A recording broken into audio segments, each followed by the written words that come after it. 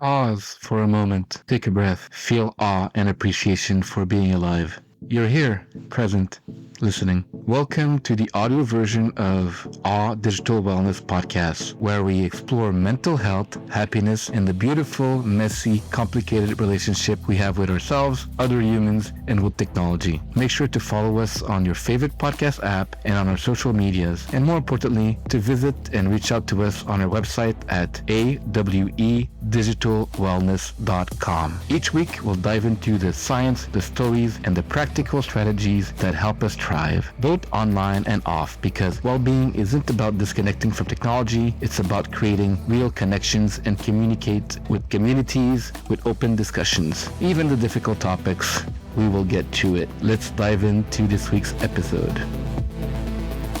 Live here at the AWE Friday podcast, your weekly information about mental health with Mark. Happy Thanksgiving to you, Mark, and your family. Thank you. I know that in Canada, you guys celebrated Thanksgiving a few months ago, but today, 27th, Thanksgiving was yesterday. And yeah, we're enjoying it here in the US. So happy Thanksgiving to you as well. Thank you. So today we're going to be talking about willpower. Willpower is something that people have different ideas about what it is and how much willpower do they have, can they have? What are your general thoughts on the subject personally and what you're hearing people say? So there's a lot of different theories about willpower and why does it seem so hard to have it nowadays. We'll be diving into that on today's podcast. There's a lot of reasons why people experience difficulty, especially in the age of social media, internet, and why it might seem like willpower is depleted at the end of the day. It's a theory called ego depletion. I will get into it, but there's science proving why sometimes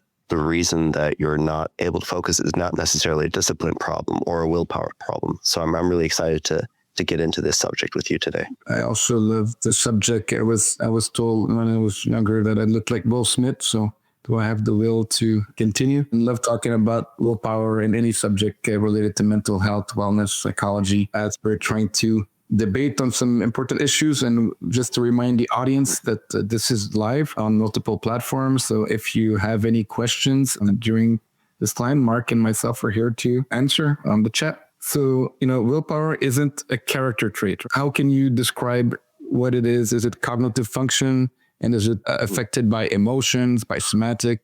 What's your general take on that? I mean, so in layman's terms, willpower is the ability to resist short-term temptations in order to reach longer-term goals. And it can be broken down into three essential pieces, right? You have inhibitory control, which is your mental brake pedal, right? And stopping your impulsive reactions. Executive function, which is planning, focusing, switching tasks, and holding goals in mind. And then you have your motivation and beliefs, right? So whether we feel a goal is meaningful and whether we believe our willpower is limited or renewable. So if you believe that you have unlimited willpower, it could cause an influence on those first two pieces that we mentioned before. So there's a lot of these three things, they work together to help ensure that you're able to work for long, consistent periods of time on a single task. Traditionally, so the research on willpower began first in the 90s,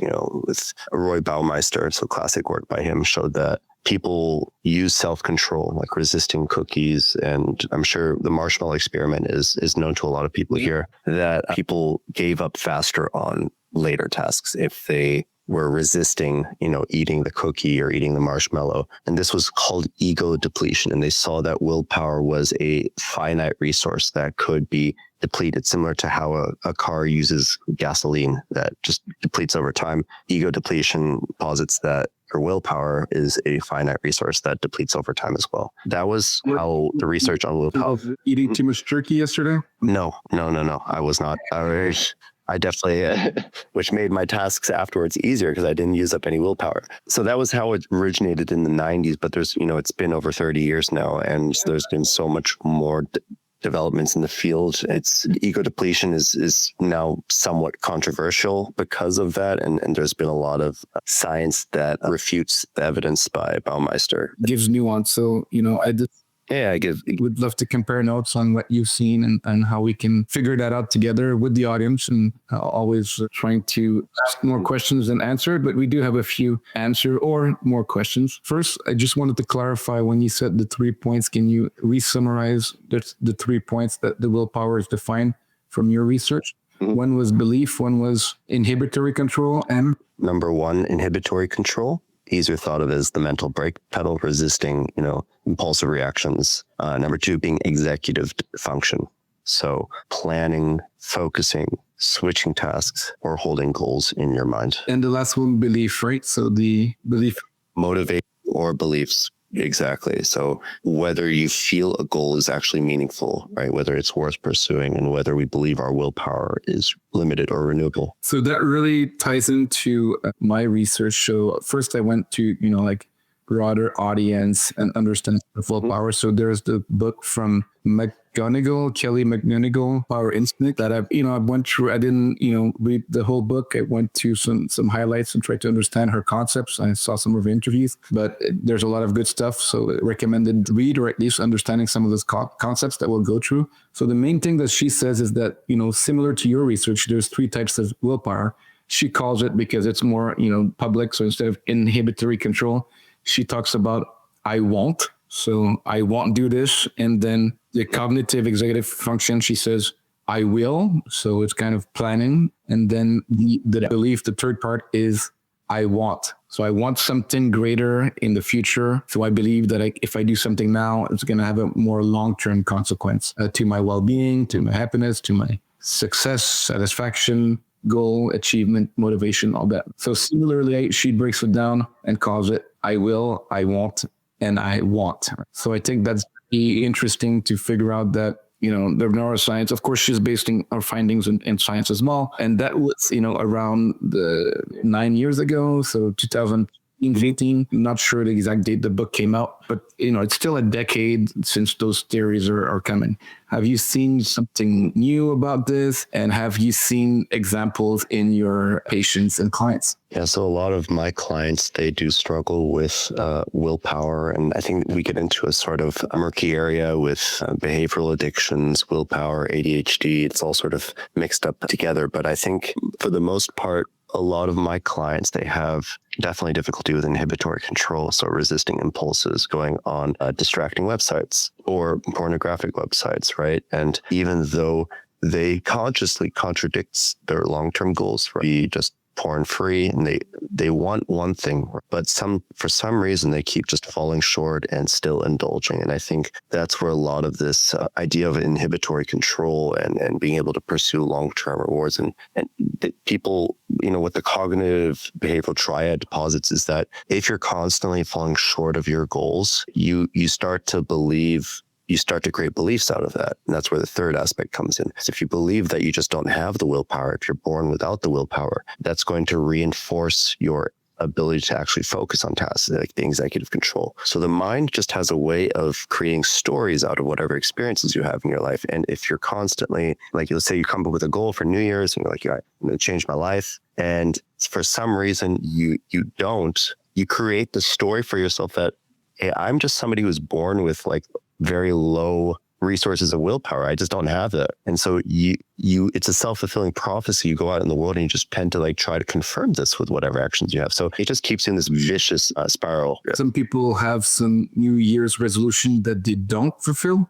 I never met someone like that. What a surprise. Yes. So it is interesting. And that brings me to another source of information I got from Ed Lee, which did a TED on willpower. So he did some research as, asking people in businesses and personal life what willpower looks like. And we'll talk more about research on belief. Yeah, if you want to see a quote from Lee, most people know what they should do. And he mentioned more than 90% or 90% of people know what they should do. What they struggle with is doing it consistently. So our actions follow our inner dialogue. So those are the stories that you're talking about, Mark. So our inner dialogue, right. The stories in our head, the stories that we believe in, that we told ourselves or others told us. That's what makes most people have new resolutions. And yeah, maybe 90% of them are not actually fulfilled. Or yes, I won't eat that thing. Oh, I won't have that cigarette. No, I will go to the gym. Oh, but there's always something, right? So you know what you should do, but you cannot do it, or you cannot do it consistently. So what are your I think your advice on people that, this is the majority of people in any circumstances? And we talk about health, exercise, addictions, but it can be work related, can be relationship. I should do this in my friendship, in my romantic relationship, and I'm not doing. I think it's interesting that we're having this conversation now, because I coincidentally, a few clients that I've been working with for over a year now, they came to me in the last couple of weeks and said, "Hey, give me 1 second. I just need to turn this off."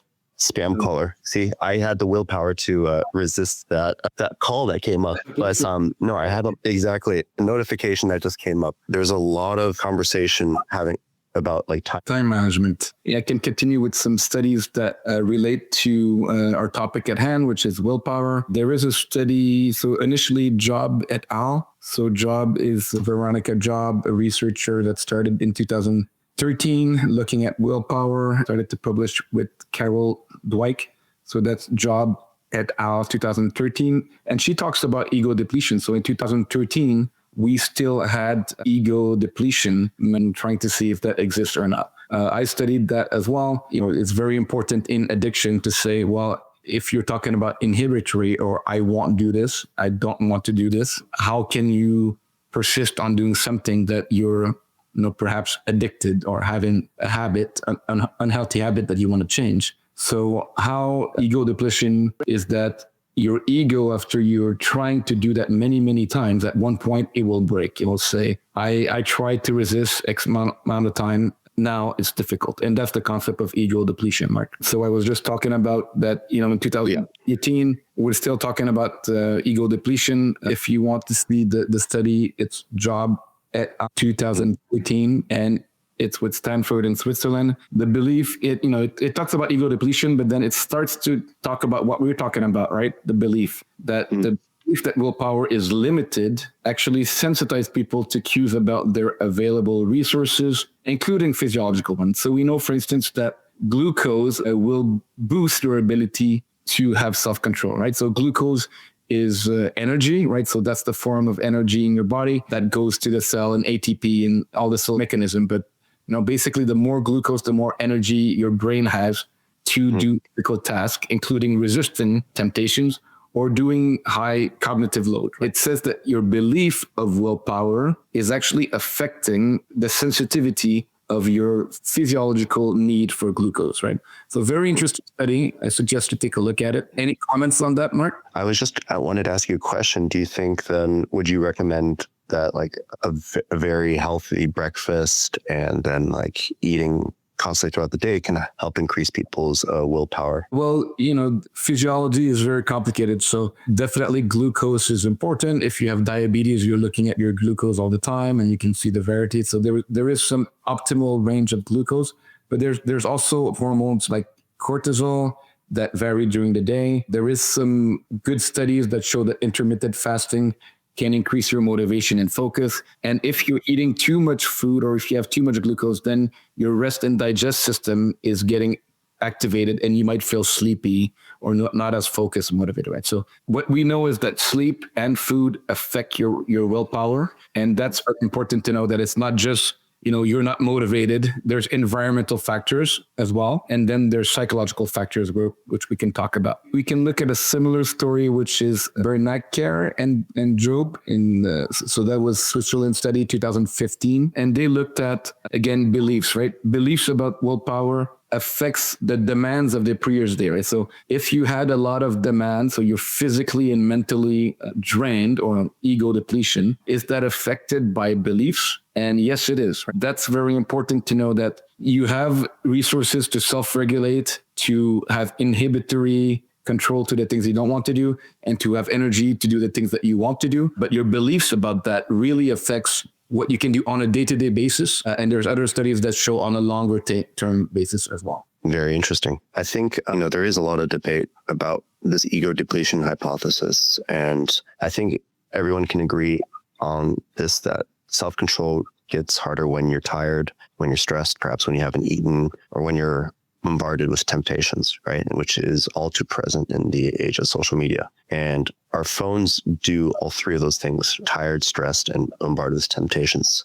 at once. Right? And that's why it can seem much harder to actually get things done nowadays than it was before. On top of that you're competing with AI, which doesn't suffer from any of these things in a lot of different areas if you're trying to work on your computer. And I think there's a reason why. So yeah, willpower is affected by distractions. So we are, definitely aware that your mood can change by using devices. People are more anxious using smartphones and technology in general. They have more depressive symptoms. So that mood affects your ability to control your emotions, to control your thoughts towards a goal, which is the I want, right? So first of all, people have difficulty to know what they want. They think they want something, but they cannot project themselves in the long term. And one of the interesting tricks to help yourself have longer term goals is that in general, people are much more able to imagine themselves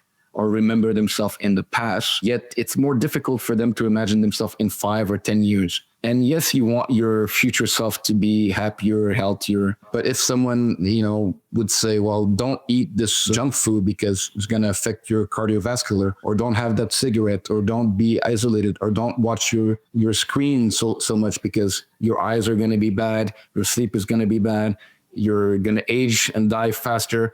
People cannot imagine that because 5 and 10 years is like a future self. It's like a stranger to them, right? So they're saying, well, why would I do something right now that may or may not affect someone in the future, right? So they're thinking that it's maybe not worth it, and that the future long term is very difficult to reach. One of the trick to do is to start to be friends with your future self, because everything that we have is a story. So we really want to have this ability to imagine ourselves in a positive future and make some actions today as if that person is alive now, right? So there's some tricks that some people say, well, look at yourself in the mirror and imagine an older self, or write stories about your older self, or even trying to see your older self as a memory, right? Because we can remember ourselves 5 years ago or 10 years ago, but our future self is not a real memory. But if we want to trick our brain, we can actually try to tell it that this future, beautiful, powerful, healthy, successful person that we want to be exists, and it's almost like a memory. So that's one of the tricks. People really want to understand is, first of all, why is it willpower so much harder in the age of social media? And I would say that it's not because people have become weaker. I think that the environment has changed in such a way that makes willpower seem much more difficult than it was before. And there's essentially four attacks on self-control nowadays. First one is constant availability of rewards. So infinite feeds, DMs, notifications, just constant dopamine. The brain is wired to prioritize immediate rewards. When the reward is in your pocket 24/7, resisting it actually requires continuous inhibition rather than the occasional act of restraint. Right? Number 2, variable rewards and FOMO, so fear of missing out. And social media uses variable rewards. Sometimes a great post, sometimes nothing. And it's similar to what fuels gambling addiction, casino, not knowing when you're going to hit the jackpot on the slot machine. So that variable reward actually engages behavior and keeps you going. It's the anticipation of the reward. And social media actually also are tied to FOMOs and the fear of missing out and low self-control. So recent work shows that social media addiction can deplete self-control resources and is linked to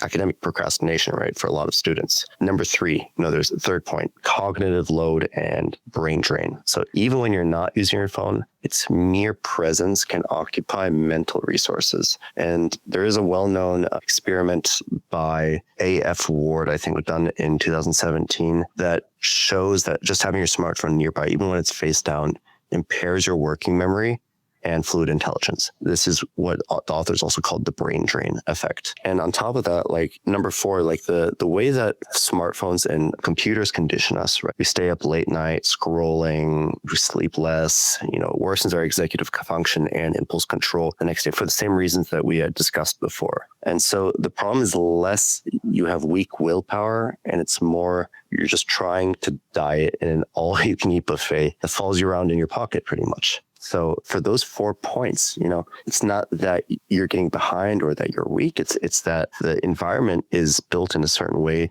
that just makes it so much harder to win nowadays. So that we see in personal lives and in organization, right? So people are not focused. They're missing some deadlines. They're distracted because so many notifications, so many emails, so many requests, and also personal stuff mixed with so work and personal. People are all over the place and they want to be motivated. They want to have the willpower to make a better life every day. So there's a gap in productivity and there's a gap in happiness, basically.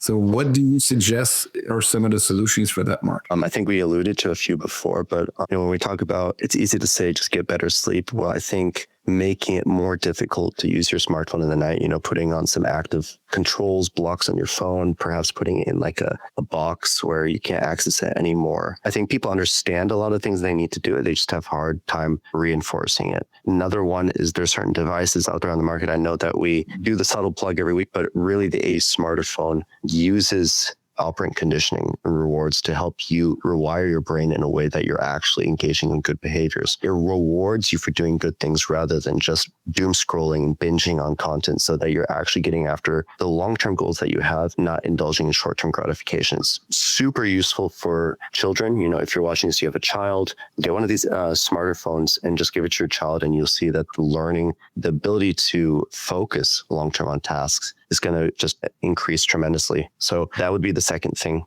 And then do that. And you've seen some children that have ability to focus, ability to read. I was talking to some professors in the US and in Canada saying that, basically teenagers cannot read anymore. Like it's getting to that point. It's sad. It's crazy, isn't it? Right? Isn't it funny that we use reading as a way to, like, reading used to be like, oh, you're such a nerd, you read. But nowadays, like, we use it to virtue signal as a way to like show, like, look how good I can focus. Look how good my willpower and self-control is. Like, I'm reading an hour a day books. I've read this many books this year, and people are like, oh, it's like it's the cognitive equivalent of driving a fancy car. It's like, look how much I'm reading, right? And people are like, wow. Because I think people praise you nowadays almost for your ability to focus. It's like, look, I built an online business. Look, I work for 12 hours today. It's like, look how much willpower and self-control I have. And so it's just, I think it's so much praise because we've subtly acknowledged how difficult it is to focus in the first place in today's environment. Well, sorry, I cut you off. You had some more, ideas, but I also wanted to add to kind of the solutions, which is like purpose, right? So how do we regain willpower in this distracting world is by kind of having tools and people and, perhaps environment, but also like resources to help you regain focus. We talked about AI. We'll talk about AI. We have a special guest next week on Tuesday, a special Tuesday guest that you'll hear from very soon, Candace. And we talked about AI in terms of, so what is AI doing right now? It's helping people for companionship because they're lonely. It's helping them for therapy because therapy is expensive and they want better mental health, but they cannot access it, or it's either expensive or you have a waiting list for weeks, as we talked with Dr. Matika. And then we are also having this third new wave, new reason why people are using AI now in 2025 is to find purpose. So they're not finding purpose in social media. They're not finding purpose in real life.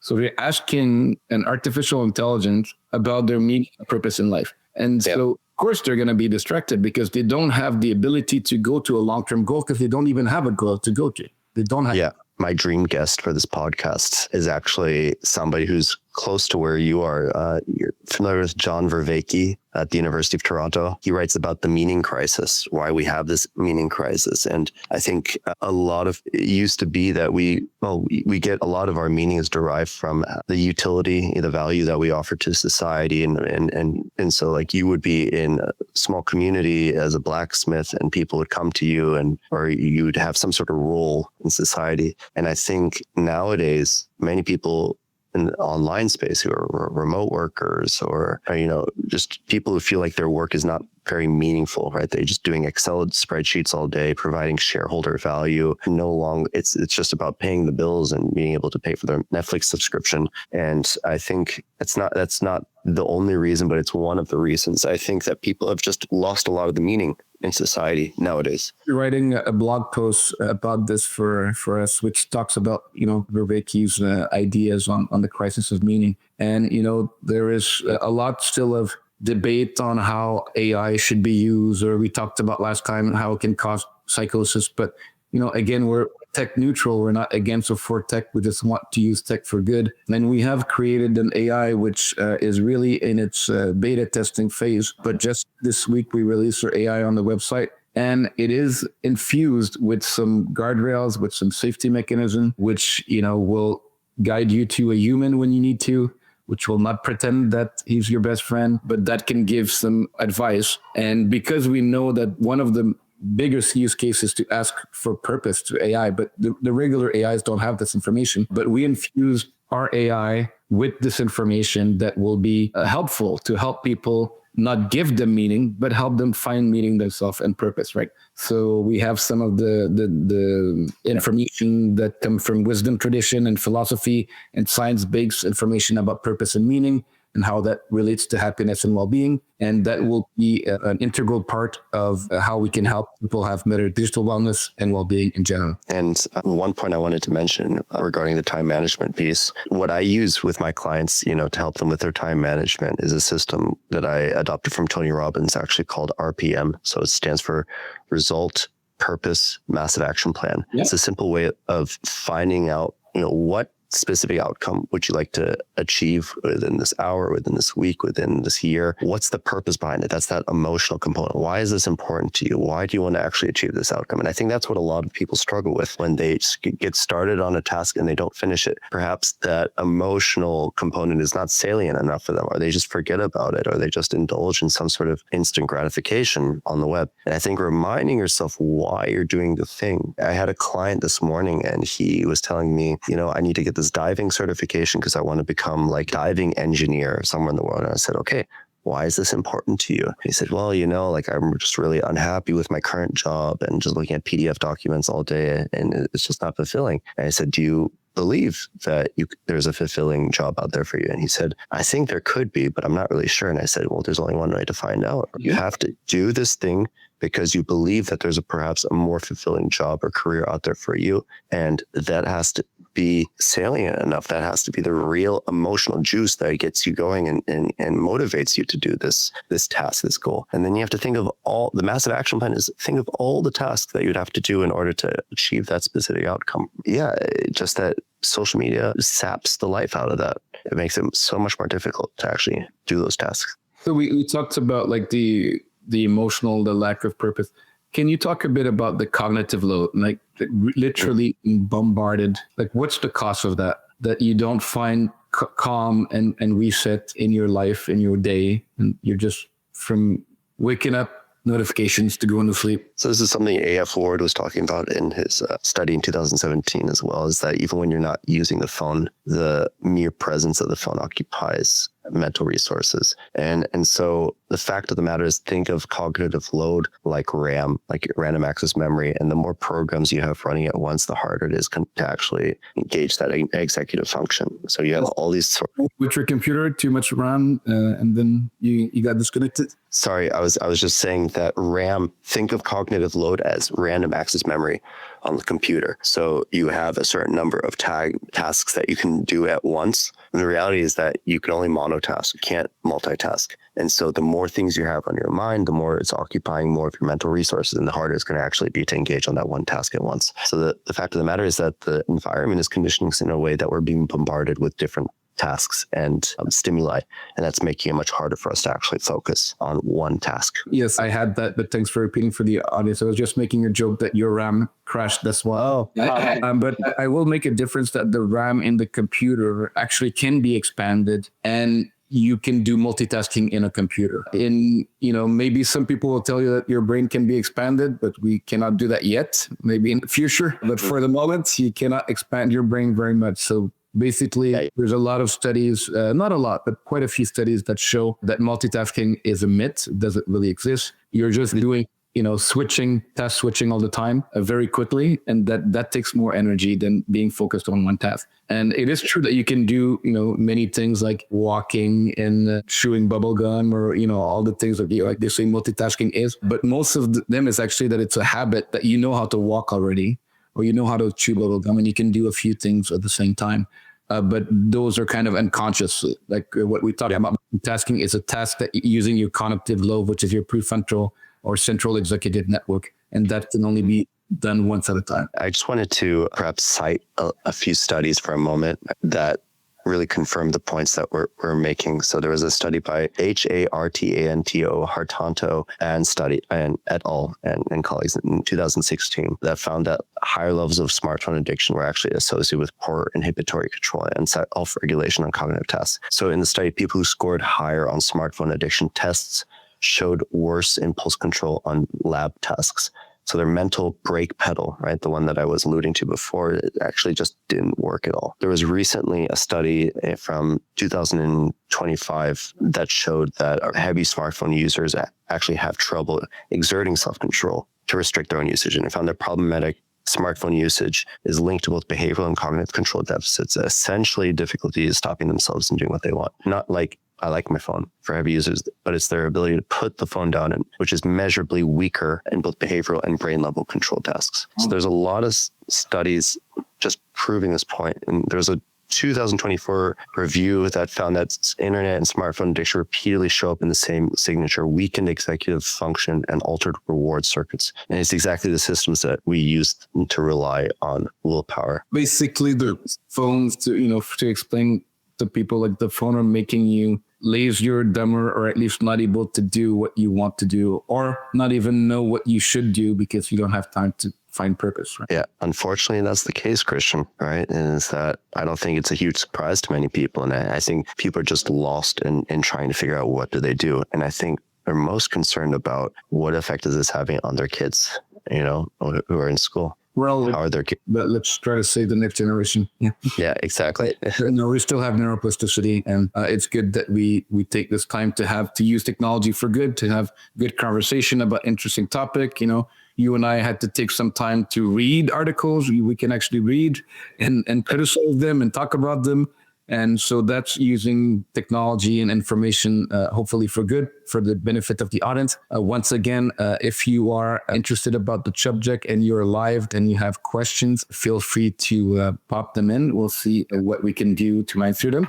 Can you tell me a little bit more about, like, perhaps you talked about your diving engineer case. Is there other real stories that might be relevant and relatable to you in terms of willpower? I'm not sure how relatable, but I do have one client I helped with his time management piece last week, and he has a pornography addiction. He actually changed the password on his Wi-Fi router so that he's not able to access these porn sites anymore. He configured it in some way that he just doesn't have access to the sites anymore. And sometimes you have to remove willpower from the equation to get the result that you want. You have to build commitment devices prohibit you from accessing these sites in general. He's also a remote worker at home all day and just had trouble actually getting stuff done and feeling like he's not doing anything. And I helped him explore the system, RPM, and figure out what it is he actually wants and schedule a time that he wants to do it and then check in with him at that time. That sort of accountability piece perhaps is not sustainable in the long run,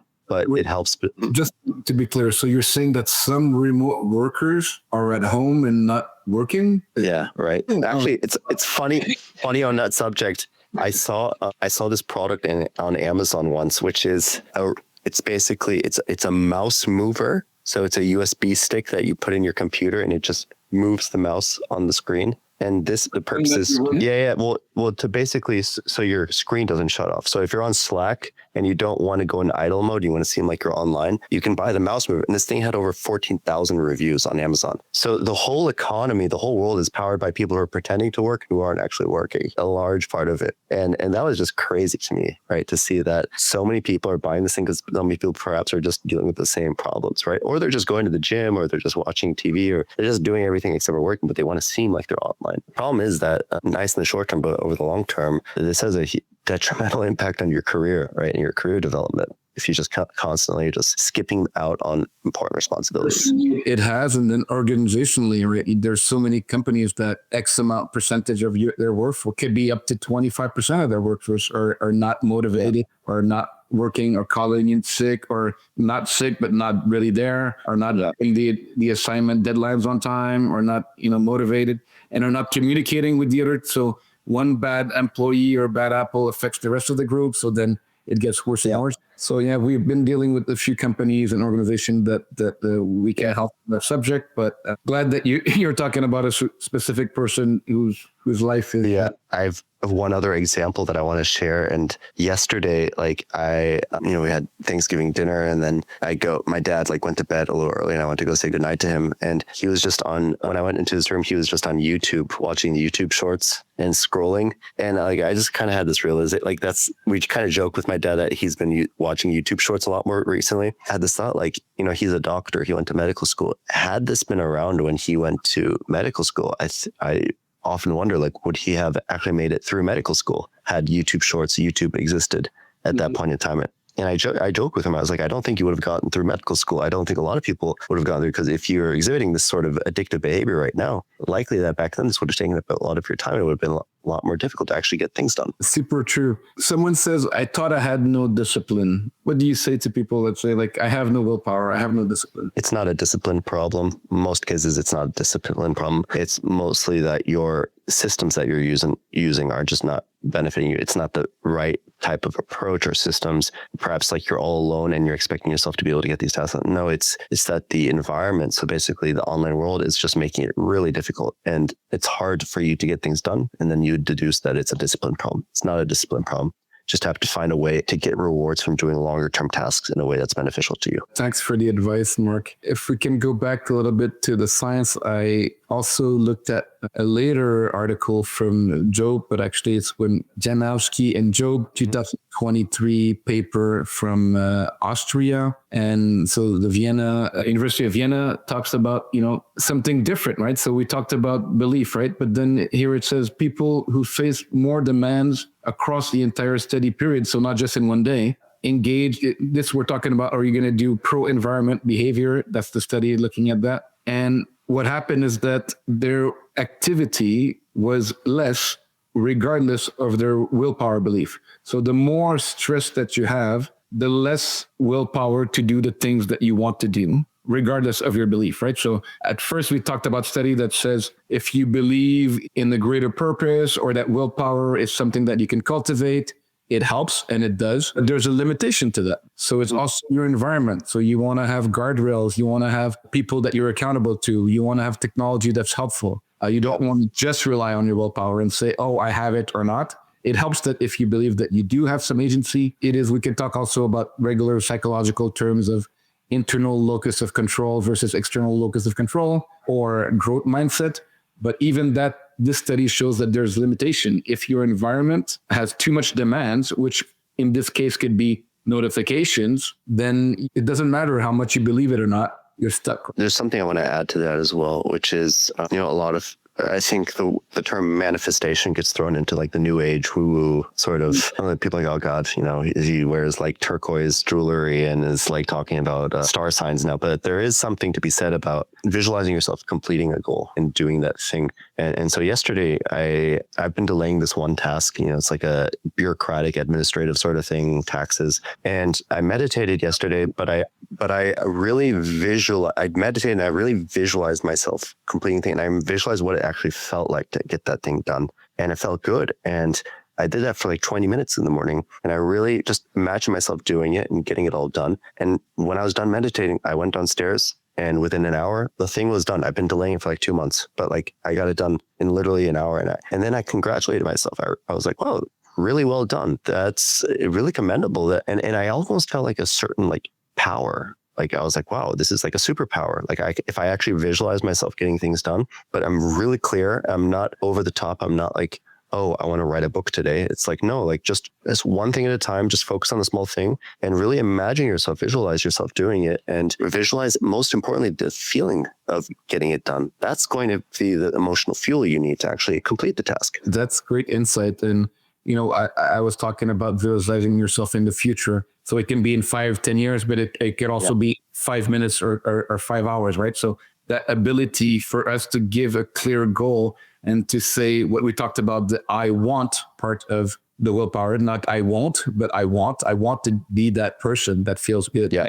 And like, thanks for the real life example of, no one likes to do, well, some people, there's tax lawyers and accountants, which I put my hat up to all you guys that like to do that, but many of us don't. So that's like, or whatever menial tasks or tough tasks that you don't like that you've been procrastinating. Like, it's good to know that there's some tricks. That's also one of the things that we try to do in our weekly resets, is to help people be more calm, be more focused, so that their stress level and distraction goes back to serenity and calm. And also that they can have some positive visualization about things that they want to accomplish without feeling the anxiety and burden that they need to. Because, as I always say, you don't need to do anything. You don't need to go to work. You don't need to see your parents for Thanksgiving. You don't need, but you might want to, right? But once you understand that it's not the need, and that it's the, okay, I choose with intention to do that, things become better. Absolutely. And that comes back to a lot of the beliefs that you create from yourself about your own ability to get the things done and your power to complete things. And I think it's all just tied together. It's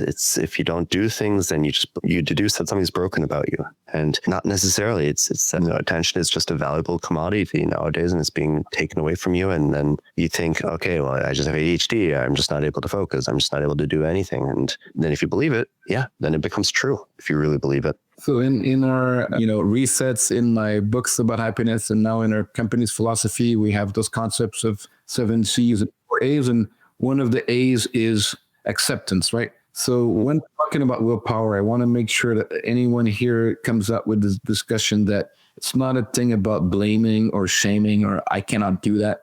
Accept that you didn't do that thing, and then be aware of it, and then start doing something. It's not about fighting your will. We don't want you to always be in that inhibitory mode, because that right.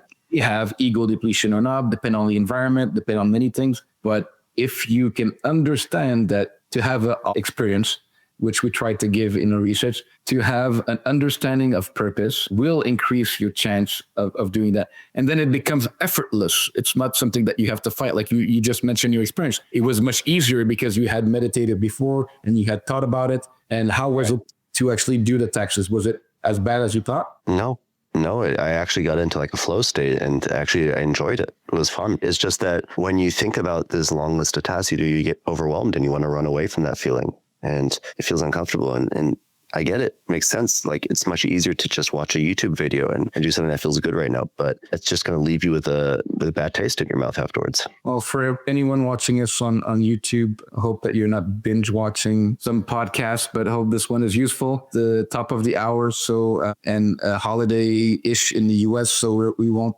keep you too long, Mark.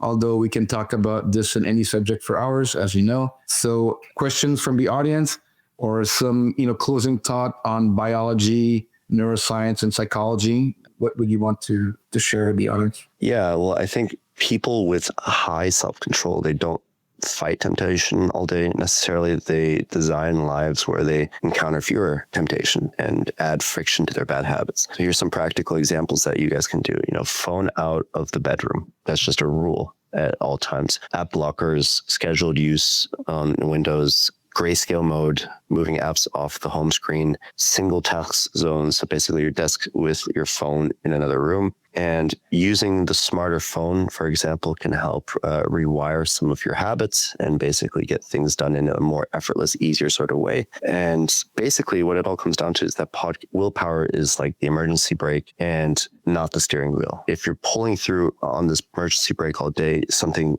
might seem wrong with the car or the road, not just with you necessarily. So try to design your environment in a way that is benefiting you, not where the environment is taking advantage of you. So, in a fast world, finding that calm that allows us to have this environment of kind of safety and peace and meaning and purpose to go back to do the activities that might initially take more of our willpower, of our cognitive resources. What are some of the ways that we can find more calm in our life? We talked about the reset. We can have like daily breaks. And we know from the science that like 22 minutes is a good time, 22 to 25 minutes is time to reset your nervous system. But also, how about the cognitive loads? How can we give people the best chance to have the will and the power to do what they really want, not what they desire in the moment or because they're avoiding or fearful? Yeah. I would start with the daily meditation practice, 10 minutes, just becoming aware of any thoughts, impulses that go through your mind, acknowledging them and learning not to react to them, just in an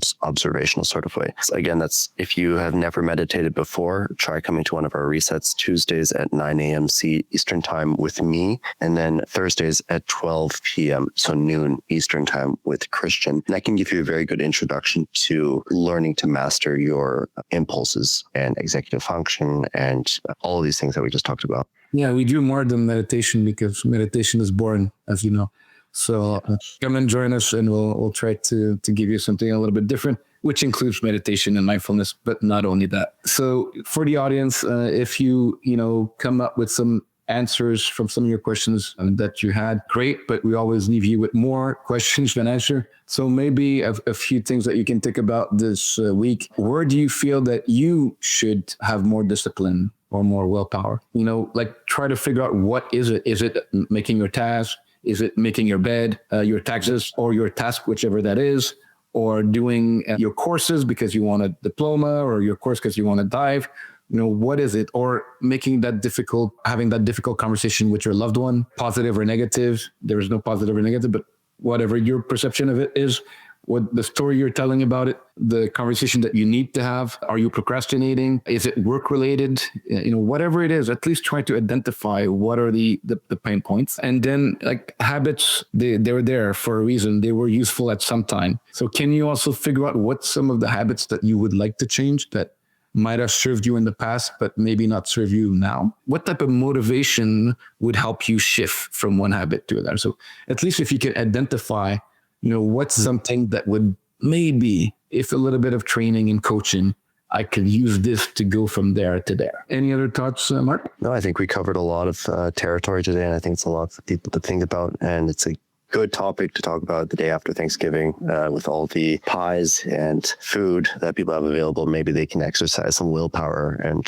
try to resist some of the leftovers that they see today. Well, hopefully we'll see each other next week. We have 2 podcasts, one special guest Tuesday after your reset. So please, guys, go to Mark's reset on Tuesday morning, and then afternoon Eastern time we'll have the special podcast guest, and see you regulars on next Friday. Have a beautiful weekend. Always nice to talk to you, Mark. Very interesting conversation. The topic is why AI can't replace therapy, with special guest Candace Thompson, who just released this week at TEDx on the subject, and he's using us in between going to do some keynote speaking in Hawaii, which we will hopefully, I'd love to return. We both went to Hawaii, but we'd love to return and see our Hawaiian folks and maybe get some beach done when we're done. So any last remarks? No last remarks. I hope everyone learned something from this podcast, and you're able to apply it as well to make sure that you get tasks done and some more willpower as well.